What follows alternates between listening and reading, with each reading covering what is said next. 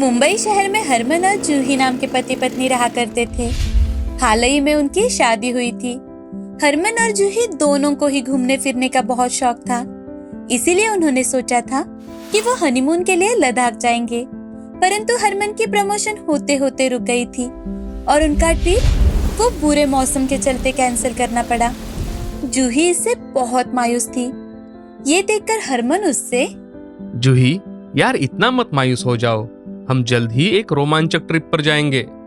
हरमन, ये शादी के बाद हमारा पहला ट्रिप होने वाला था। कितने सपने संजोए थे मैंने। मैं मायूस कैसे ना हूँ। और वैसे भी मौसम देख के लगता नहीं कि हम लद्दाख जा पाएंगे। हरमन ये बात भली भांति जानता था, पर वो ये बात जूही से जाहिर नहीं करना चाहता था। एक दिन ऑफिस में जब वो मुंह लटकाए बैठा था, तभी उसका दोस्त रोहन आ जाता है और वो, ओ मेरे गबरू जवान, यूं मायूस क्यों बैठा है? भाभी जी से झगड़ा हो गया है क्या? नहीं यार रोहित, ऐसी बात नहीं है। तो कैसी बात है? हम दोनों ने शादी के बाद लद्दाख जाने की सोची थी, लेकिन दो विपदाओं के कारण उसे कैंसिल करना पड़ा। एक तो तू जानता ही है, हमारा खराब बॉस, और दूसरा लद्दाख का खराब मौसम।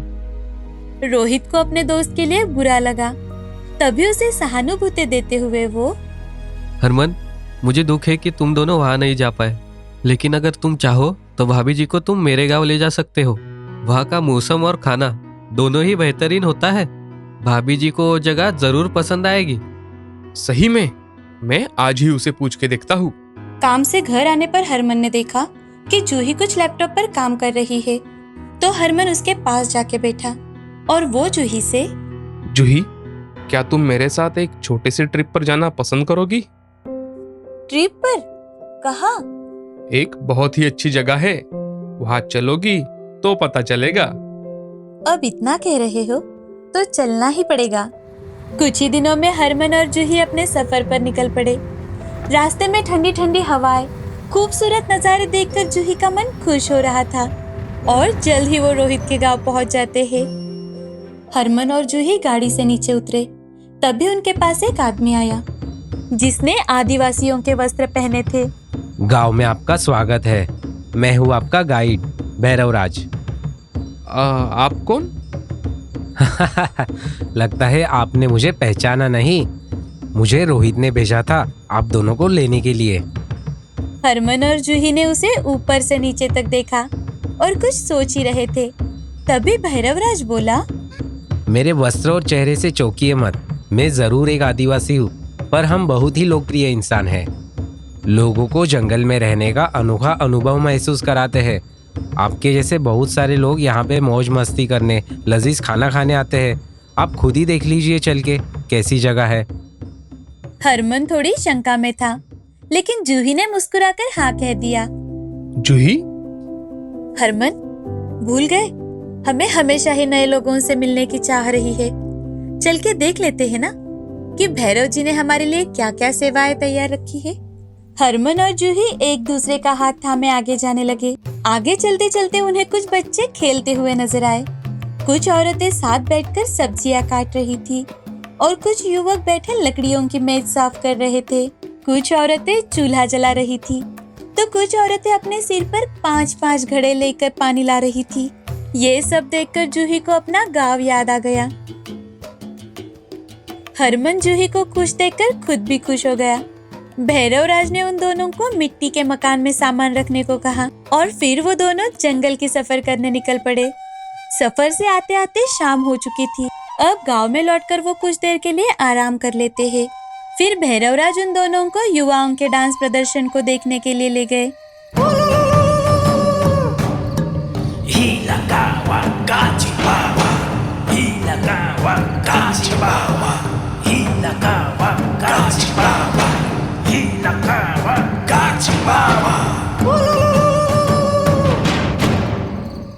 जूही और हरमन खुद भी झूम रहे थे उन्हें देखकर।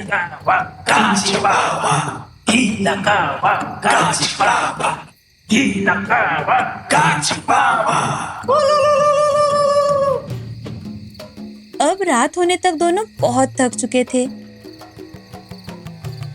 अब दोनों यहाँ ठंडी हवा में आराम कीजिए, मैं काम पर लग जाता हूँ। भैरवराज मुस्कुराया और उसने बैठने को कहा। हरमन और जूही दोनों आश्चर्यचकित होकर सभी आदिवासियों को देख रहे थे। भैरवराज और उसकी पत्नी ने एक बड़ी सी कढ़ाई एक लकड़ी पर चढ़ा दी और नीचे से आग लगाकर वो उसे हवा देने लगे। बाकी की औरतें कटे हुए सब्जियों का थाल लेकर आ रही थी और उसे आदमियों को सौंप रही थी, जो उन सब्जियों को कढ़ाई में डाल रहे थे। कुछ आदमी पत्थरों की सहायता से मसालों को कूट रहे थे। उनका मिश्रण भैरवराज को दे रहे थे, जो उस मिश्रण को कढ़ाई में डाल रहा था। उसके बाद एक बड़ा सा थाल भर के चिकन लाया गया, जिसे कढ़ाई में डाल के भैरवराज चलाने लगा।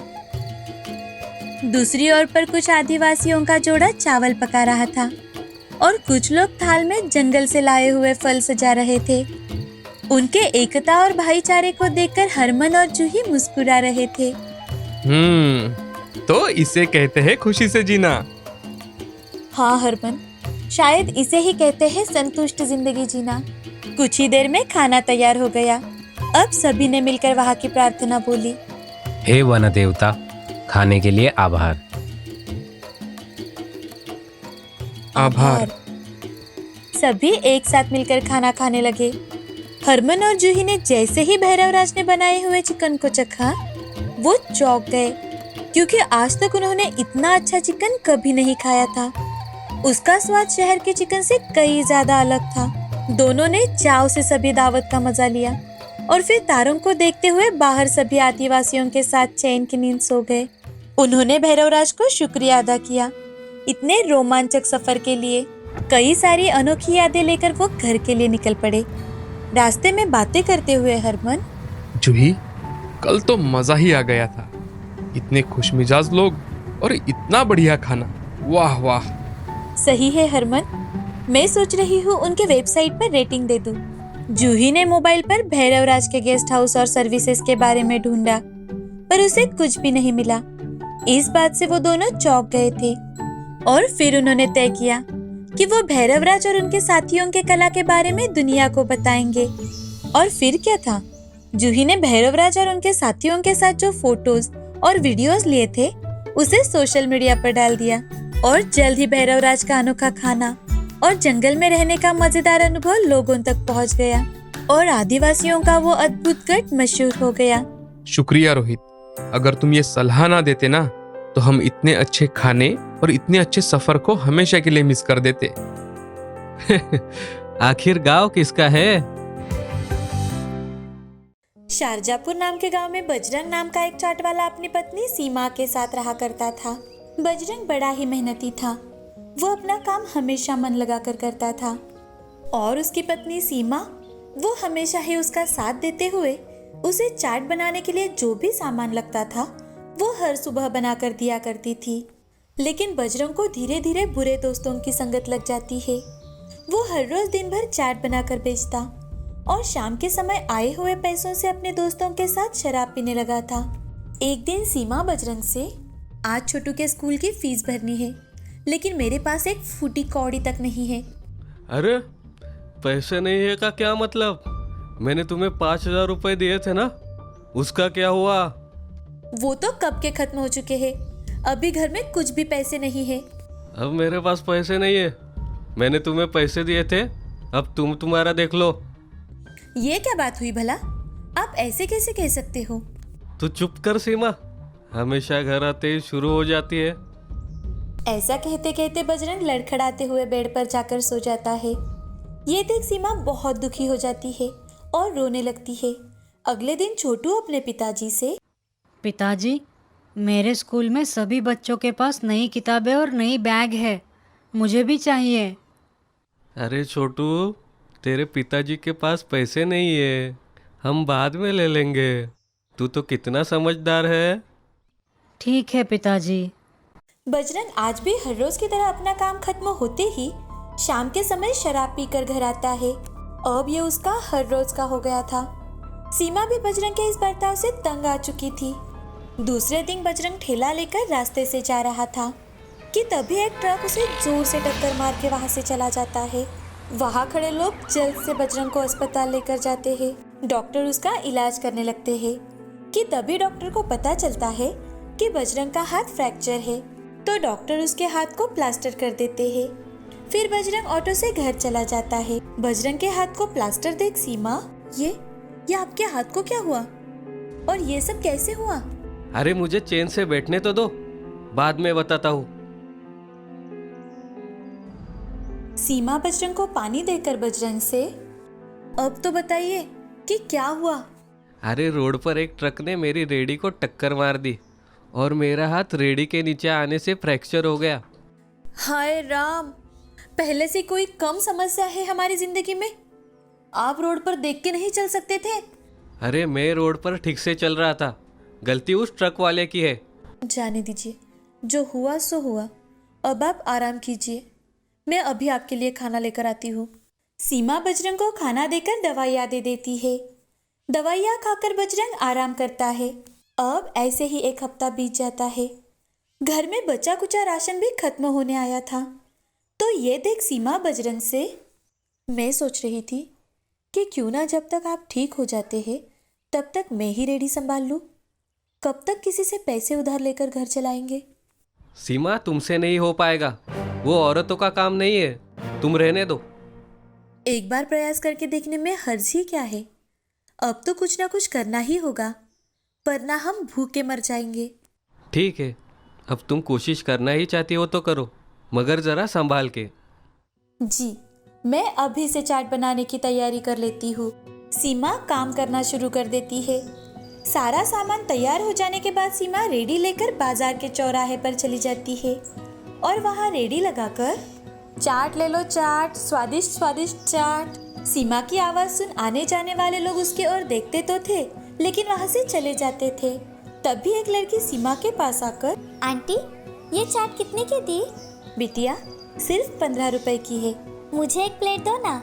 हाँ बेटी, अभी देती हूँ। सीमा जल्दी से उस लड़की को एक प्लेट चाट बना कर देती है।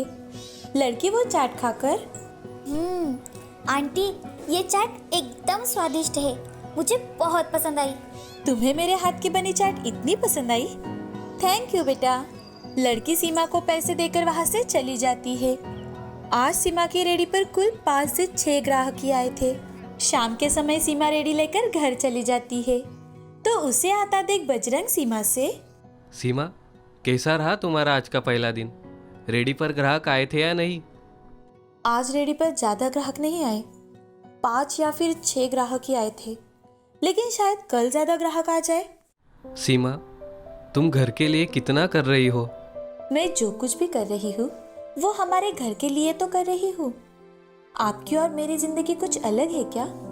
हाँ सीमा, अब मुझे भी मेरी गलती का एहसास हो गया है। मैंने बुरी संगत के चलते हमारे घर का बहुत नुकसान किया है। देर आए दुरुस्त आए। आपको सारी बात समझ में आ गई, यही बहुत है मेरे लिए। हाँ। सीमा के ऐसे कहते ही कई दिनों बाद दोनों खिलखिलाकर हंसने लगे। यहाँ बजरंग को उसकी गलती का एहसास हो गया था। वो अपने बर्ताव पर बड़ा ही शर्मिंदा था। उसने मन ही मन ठान लिया कि अब उसे अपने घर के हालात सुधारने ही है। दूसरे दिन से बजरंग एक हाथ से सीमा की मदद करने लगा। कुछ ही समय में उन दोनों ने मिलकर फिर से अपने धंधे में पैर जमा लिए। अब दोनों मिलकर अपने बेटे के साथ साथ चाट की रेडी संभालने लगे। सीमा भी अपने पति का बदला हुआ बर्ताव देख बहुत ज्यादा खुश थी। उनके चाट की तरह उनके रिश्तों में भी मिठास आ गई थी। इस कहानी से हमें यह सीख मिलती है कि हमें संयम रखते हुए मेहनत करनी चाहिए ताकि हमारी जिंदगी फूलों से भर जाए, ना कि कांटों से।